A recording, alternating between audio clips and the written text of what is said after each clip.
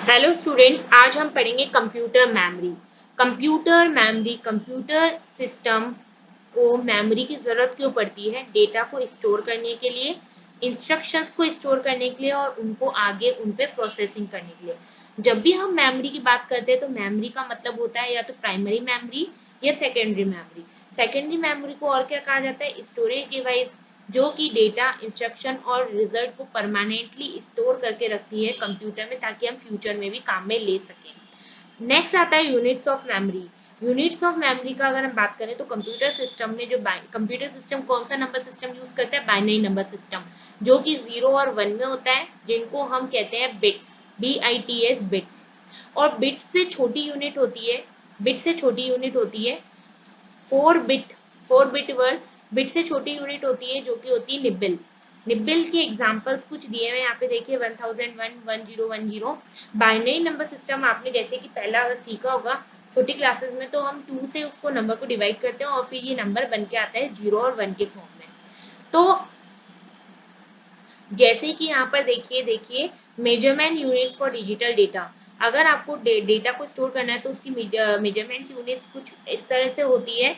1 kilobytes is equal to 1024 bytes, 1 megabyte is equal to 1024 kilobytes, 1024 gigabytes is equal to 1024 MB और 1 terabyte is equal to 1024 GB। फिर है petabyte, exabyte, zettabyte, yottabyte. पर हमको जहां तक काम में आती है वहां तक काम में आती है हमारे टेराबाइट तक। अब पढ़ेंगे types of memory. Types of memory मतलब मेमोरी कितने तरह की होती है। देखिए, ह्यूमन बीइंग बहुत सारी चीजें लाइफ टाइम तक रिकॉल करके नहीं रख सकते हैं, इसलिए हमको कंप्यूटर की जरूरत पड़ती है जो कि डेटा को स्टोर करके रखता है। तो कंप्यूटर में दो तरह की मेमोरी होती है, प्राइमरी मेमोरी और सेकेंडरी मेमोरी। प्राइमरी मेमोरी जो होती है वो कंप्यूटर सिस्टम का असेंशियल पार्ट है, जिसके अंदर प्रोग्राम और डेटा दोनों लोड होता है। किसके अंदर होता है? प्राइमरी मेमोरी में, प्रोसेसिंग के पहले। और जब सीपीयू डायरेक्टली इंटरेक्ट करता है प्राइमरी मेमोरी से, तो वो दो ऑपरेशन परफॉर्म करता है। किसके थ्रू? रैंडम एक्सेस मेमोरी और रीड ओनली मेमोरी, जिसको हम रैम और रोम भी कहते हैं। रैम जो होती है वो एक वॉलेटाइल मेमोरी है। जैसे ही पावर सप्लाई ऑफ होती है, इसका डेटा उड़ जाता है, इसका डेटा नहीं रहता है। और जैसे ही पावर सप्लाई, जब तक पावर सप्लाई आएगी जब तक आपका डेटा स्टोर रहेगा। बट जैसे ही पावर सप्लाई ऑफ होगी, इसका डेटा वाइप्ड आउट हो जाएगा, मतलब गायब हो जाएगा। और रैम को क्या कहा जाता है? मेन मेमोरी भी कहा जाता है। क्यों? क्योंकि ये सेकेंडरी मेमोरी से ज्यादा तेज चलती है, स्टोरेज डिवाइसेस से ज्यादा तेज चलती है। और रोम जो होती है, रीड ओनली मेमोरी, वो नॉन वॉलेटाइल मेमोरी होती है, जिसमें परमानेंटली आपका डेटा पड़ा रहता है। मतलब पड़ा रहता है, मतलब आपका परमानेंटली डेटा स्टोर रहता है। फिर आती है cache memory. RAM is faster than secondary storage but not as far the computer. जो रैम होती है वो सेकेंडरी स्टोरेज से तो तेज है, बट कंप्यूटर प्रोसेसर तेज नहीं है। तो इसीलिए इसलिए हम यहाँ पर यूज में लेते हैं। तो अगर हमको सीपीयू के ऑपरेशंस की स्पीड बढ़ानी है तो सीपीयू और प्राइमरी मेमोरी के बीच में कैश मेमोरी रखी जाती है। ये जो होती है ये सारा डेटा फ्रीक्वेंटली स्टोर करती है और उसकी कॉपी भी बनाकर रखती है।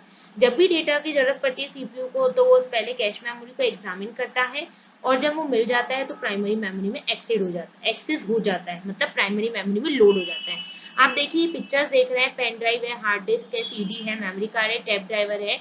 ये सब सेकेंडरी मेमोरी होती है, जिसके अंदर डेटा हम स्टोर करके कहीं भी ले जा सकते हैं। और जैसे कि सीडी, डीवीडी है, पेन ड्राइव है, हार्ड डिस्क है, ये हम एक जगह से दूसरी जगह ले जा सकते हैं। प्राइमरी मेमोरी में लिमिटेड स्टोरेज होता है, क्योंकि रैम और रोम ही है। बट जो सेकेंडरी मेमोरी होती है उसको हम ऑक्सिलरी मेमोरी भी कहते हैं। और जो सेकेंडरी मेमोरी होती है वो बहुत सारा डेटा स्टोर करके एक साथ रख सकती है। तो सेकेंडरी मेमोरी का आप कुछ एग्जांपल देख सकते हैं। यहाँ पे हार्ड डिस्क है, सीडी है, मेमोरी कार्ड है, जैसे कि आपको फिगर में भी दिया हुआ है। यहाँ आजकल के दिनों में सेकेंडरी स्टोरेज डिवाइस बहुत ज्यादा काम में आती है, जैसे कि पेन ड्राइव, जिसको हम पोर्टेबल फ्लैश ड्राइव भी कहते हैं, कीचेन ड्राइव भी कहते हैं, जिसको एक जगह से दूसरी जगह ले जाना भी आसान है और जिसके अंदर डेटा ट्रांसफर करना भी आसान है। सो आज मैंने आपको कंप्यूटर मेमोरी पढ़ाया बच्चों। I hope you like this video. Please like and share my video and subscribe my channel. Thank you.